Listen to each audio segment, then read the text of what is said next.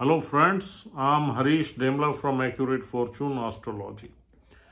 दोस्तों, आज की वीडियो में हम बताएंगे कि अगर केतु देव कर्क लगन के तीसरे भाव में आ जाएं तो हमें किस तरह के रिजल्ट्स मिल सकते हैं। देखिए दोस्तों, कर्क लगन में तीसरे भाव में बुध की मूल त्रिकोण राशि है, 6 नंबर राशि है और 6 नंबर राशि एनालिटिक्स की राशि है, एनालिटिकल स्किल्स की राशि है, इंटेलिजेंस की राशि है। बुध की ये दूसरी राशि है और ये क्रिटिकल एनालिसिस की राशि है। यहां बुध का हम जो इंटेलिजेंस वाला रूप है वो देखते हैं। और बुध और केतु में मित्रता है। तीसरा घर पराक्रम का घर है, मेहनत का घर है। तीसरे घर का सिग्निफिकेंस है communication and particular modern times में तीसरे घर से हम वर्चुअल कम्युनिकेशंस देखते हैं। जो हम टेलीफोनिक कम्युनिकेशन होती है या इंटरनेट से होती है या मोबाइल से होती है या और जितने भी इक्विपमेंट्स हैं उनसे जो वर्चुअल कम्युनिकेशन रहती है, ओरल या रिटन, वो हम थर्ड हाउस से देखते हैं। सेकंड हाउस स्पीच का है और थर्ड हाउस से हम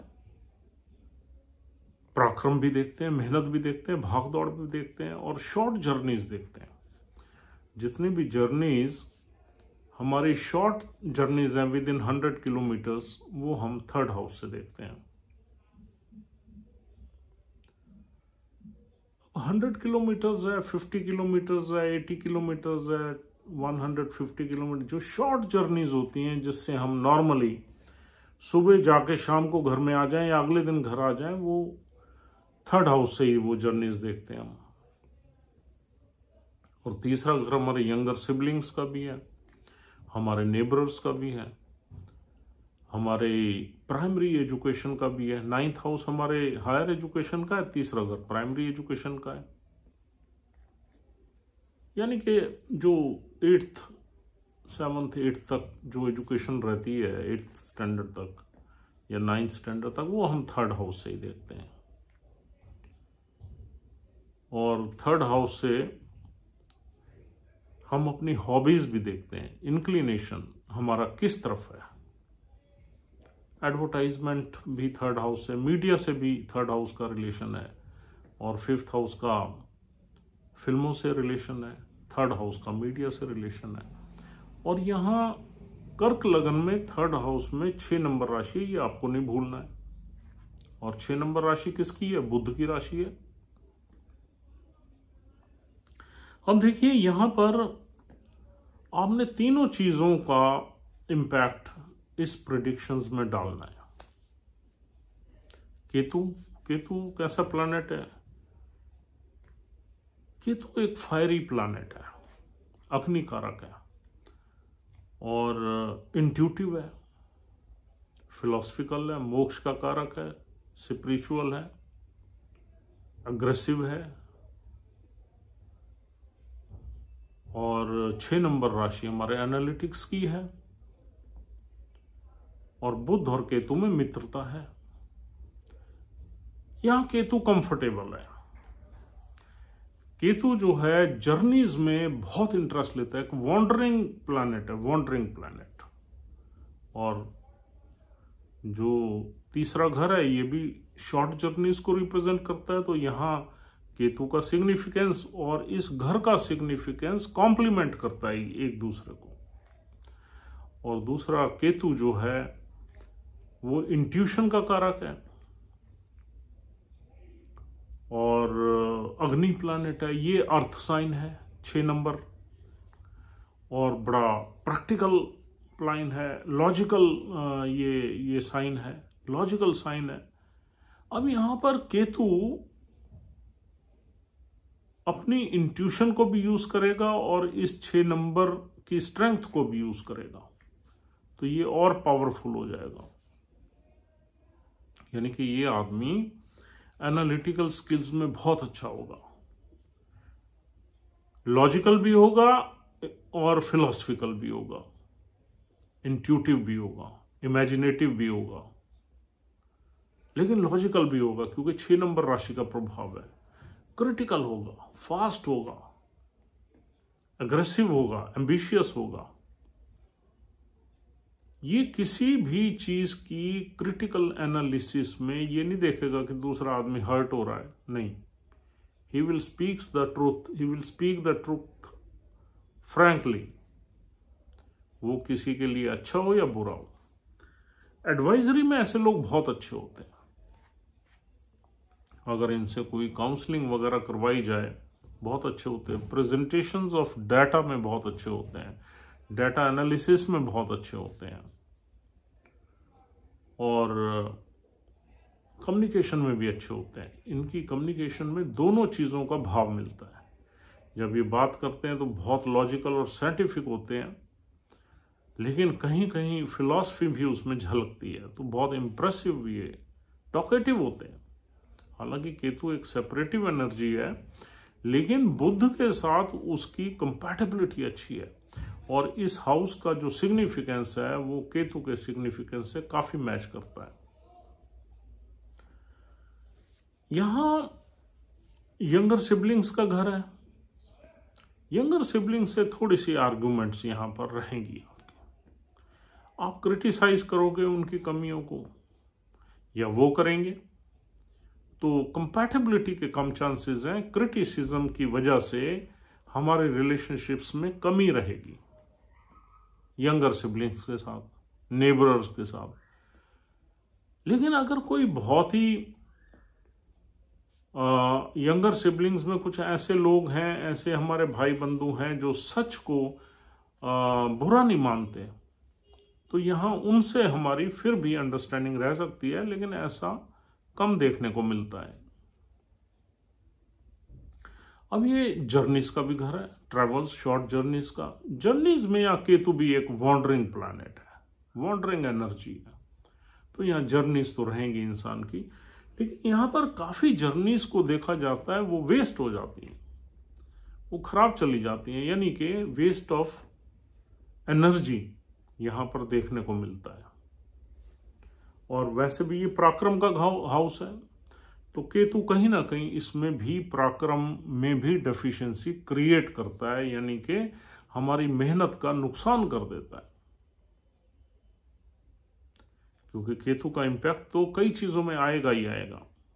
जैसे ब्रदर्स के साथ रिलेशनशिप में आप क्रिटिकल हो जाओगे तो रिलेशनशिप अफेक्ट हो जाएगी, और थोड़ा सा ट्रैवल्स वगैरह में हमारी मेहनत का, हमारे हार्डशिप का नुकसान भी रहेगा। और तीसरा घर है हमारा एडवर्टाइजमेंट का।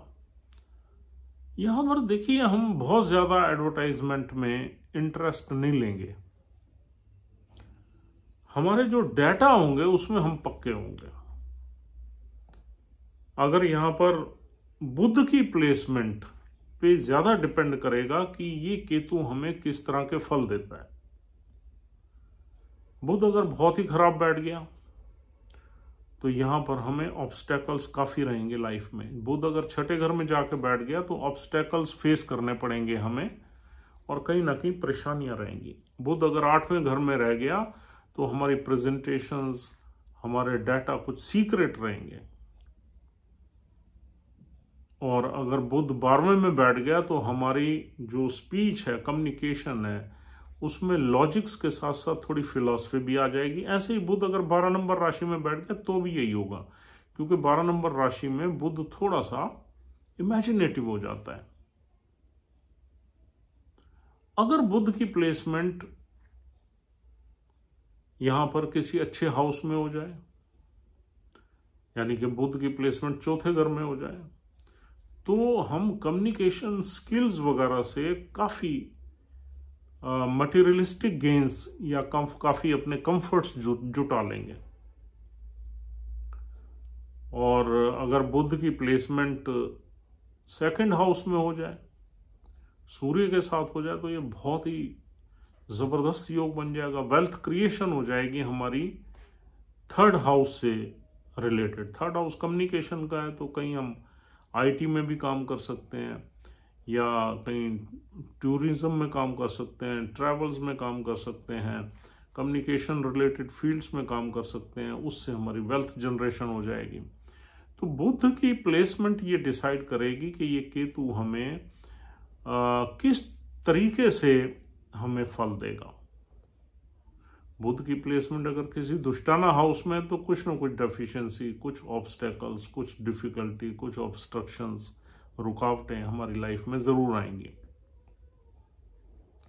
लेकिन यहां पर आदमी जो ये नेटिव है, ये बड़ा प्रैक्टिकल होगा, लॉजिकल होगा, साइंटिफिक होगा, कैलकुलेटिव होगा, एनालिटिकल स्किल्स में शार्प होगा, प्रेजेंटेशंस में अच्छा होगा, काउंसलिंग में बहुत अच्छा होगा, और ट्रैवल्स वगैरह में भी अच्छा होगा। लेकिन यहाँ कुछ ना कुछ नुकसान हमारे काम का, हमारे वक्त का होता रहेगा। ये हमारे प्राइमरी जो स्कूलिंग है उसका भी हाउस है। अगर बुध की प्लेसमेंट अच्छी है तो हम ठीक होंगे, प्राइमरी स्कूलिंग में भी हम ठीक होंगे, इंटेलिजेंट होंगे। अगर बुध की प्लेसमेंट खराब है तो फिर हम थोड़े से यहाँ पर डेफिशिएंसी मिलेगी हमारी प्राइमरी एजुकेशन में। और दूसरा, हम जो हमारे बचपन के दोस्त होंगे, जो स्कूल के दोस्त होंगे, उनसे हमारा रिलेशन जो है वो बहुत अमेजिंग नहीं रहेगा, बिकॉज ऑफ केतु। केतु एक सेपरेटिव एनर्जी है। जहां केतु बैठता है उस घर के सिग्निफिकेंस से कुछ ना कुछ तो नुकसान देता ही है। और अब यहां पर दोस्तों जो 3 नक्षत्र मिलते हैं, वो नक्षत्र जो है बहुत ही बढ़िया है। एक तो सूर्य का उत्तराषाढ़ा नक्षत्र है, उत्तर फाल्गुनी नक्षत्र है, और उसके 3 चरण मिलते हैं। दूसरा नक्षत्र है चंद्र का हस्ता नक्षत्र, उसके 4 चरण मिलते हैं, और 2 चरण मिलते हैं हमें यहाँ पर चित्रा नक्षत्र का, जो मंगल देव का। तो सूर्य, चंद्र, मंगल तीनों के नक्षत्र हैं यहाँ, और तीनों ऑस्पिशियस प्लैनेट्स हैं इस चार्ट में। जिस भी नक्षत्र में यहां पर केतु बैठा हुआ है, उस नक्षत्र के लॉर्ड की प्लेसमेंट देखनी बहुत जरूरी है। यह देखने के लिए कि केतु यहां पॉजिटिव रिजल्ट्स दे रहा है या नेगेटिव दे रहा है। अगर नक्षत्र के प्लेसमेंट, नक्षत्र के लॉर्ड की प्लेसमेंट अच्छी है, तो यहां डेफिनेटली अच्छे रिजल्ट्स ही मिलेंगे। और अगर नक्षत्र के लॉर्ड की प्लेसमेंट कहीं खराब है, कहीं नीच का प्लैनेट आ रहा है या दुष्टाना हाउस में आ रहा है, तो यहां पर स्ट्रगल रहेगा। लेकिन ये प्लेसमेंट इतनी बुरी नहीं है केतु की, क्योंकि केतु 6 नंबर में रिलैक्स्ड रहता है और अर्थ साइन है, अर्थ साइन में अच्छा फंक्शन करता है। और फिर केतु और मरकरी दोनों में मित्रता भी है। तो जिस नक्षत्र में केतु देव बैठे हुए हैं, उस नक्षत्र के लॉर्ड की प्लेसमेंट आपको चेक करके ही रिजल्ट्स देने हैं। और दूसरा, अगर कोई प्लैनेट देखना है तो वो मरकरी देखना है, मरकरी कहाँ बैठा हुआ है। उन दोनों को मर्ज करके, मिक्स करके ही आप प्रेडिक्शंस दे सकते हैं। लेकिन तीसरे घर में 6 नंबर राशि में केतु के अच्छे रिजल्ट्स देखे गए हैं, और ये इंसान को बड़ा काबिल बनाता है, बड़ा कॉम्पिटेंट बनाता है, एनालिटिकल बनाता है, इंटेलिजेंट बनाता है, वोकल बनाता है, कम्युनिकेशन स्किल्स में बहुत अच्छा इंसान होता है, इंट्यूटिव बनाता है, लॉजिकल के साथ साथ फिलॉसफिकल भी बनाता है। और यहाँ बैठा हुआ केतु जब 7वें घर को देखता है, अगर केतु खराब बैठा हुआ है तो 7वें घर में कुछ ना कुछ डिफिशियंसी क्रिएट करता है। हालांकि अगर केतु ठीक बैठा हुआ है यहाँ, यानी कि केतु को ठीक कैसे कहेंगे, जब नक्षत्र का लॉर्ड अच्छा बैठा होगा तो केतु ठीक बैठा है, तो यहां पर फिर आपकी वो मैरिड लाइफ में कोई ऑब्स्टेकल्स नहीं क्रिएट करेगा। 7वें घर पे जब उसकी दृष्टि पड़ेगी और उसके बाद उसकी 9th हाउस पे दृष्टि पड़ेगी, वहां पर राहु बैठा हुआ है, वहां केतु की ज्यादा नहीं चलेगी। अगर वहां पर कोई और प्लैनेट बैठा हुआ है जो केतु का दुश्मन है, यानी कि कोई मून बैठा हुआ है या कोई और प्लैनेट है, सूर्य बैठा हुआ है, तो वहां केतु थोड़ा सा इम्पैक्ट करेगा उस प्लानेट को दृष्टि डाल के। अदरवाइज अगर राहु अकेले बैठे हुए हैं तो वहां राहु की चलेगी। और केतु की 12 नंबर साइन पे दृष्टि भी कोई बुरी नहीं मानी जाती। और इसकी 9th एस्पेक्ट पड़ेगी 11वें घर पे, जहां पर शुक्र की राशि पड़ी हुई है। शुक्र की राशि पे भी केतु की दृष्टि मेहनत करके इनकम जनरेट करने में मदद करेगी। एंड 11वें घर के अच्छे ही रिजल्ट्स हमें मिलेंगे, क्योंकि केतु संघर्ष के घर में अपने मित्र राशि में बैठा हुआ है। तो दोस्तों कुल मिला के अगर देखी जाए तो ये प्लेसमेंट तो अच्छी है, लेकिन नक्षत्र के लॉर्ड की प्लेसमेंट इसके साथ देखना बहुत जरूरी है कि ये किस तरह से रिजल्ट्स दे रही है। बस इतना ही है कि नक्षत्र का लॉर्ड अगर किसी खराब घर में आ जाए तो ऑब्स्टेकल्स फेस करते हुए इंसान जिंदगी में आगे बढ़ता है। प्रॉब्लम्स फेस करते हुए, किस तरह की प्रॉब्लम्स होंगी वो उसकी प्लेसमेंट पे डिपेंड करेगा। और अगर नक्षत्र का लॉर्ड कहीं बहुत अच्छा बैठा हुआ है तो फिर यहाँ अच्छे ही रिजल्ट्स देखे गए हैं और इंसान को वो सारी चीजें मिलती हैं जो हमने आपको बताई हैं। तो friends, thank you very much for watching this video patiently. उम्मीद करता हूँ ये कन्वर्सेशन आपको पसंद आई है। और अगर आप हमारा चैनल देखते हैं, उसे पसंद करते हैं, तो हमारा चैनल सब्सक्राइब ज़रूर करिए। This is the only request, so that we should remain motivated to upload more and more videos for you. ये वीडियो काफ़ी दिनों बाद मैं अपलोड कर रहा हूँ, उसके लिए माफ़ी चाहता हूँ। आगे कोशिश करेंगे कि आपको एक वीडियो मिलती ही रहे दिन पर दिन। और इस सीरीज को हम अब ख़त्म करने की कगार पे हैं, ख़त्म करेंगे बहुत जल्दी, 5-7 दिन में इसको ख़त्म कर देंगे। फिर हम अगला असेंडेंट जो है जेमिनी, उस पर बातचीत शुरू करेंगे। Thanks a lot, take care of yourself and your family. Will see you soon, good bye.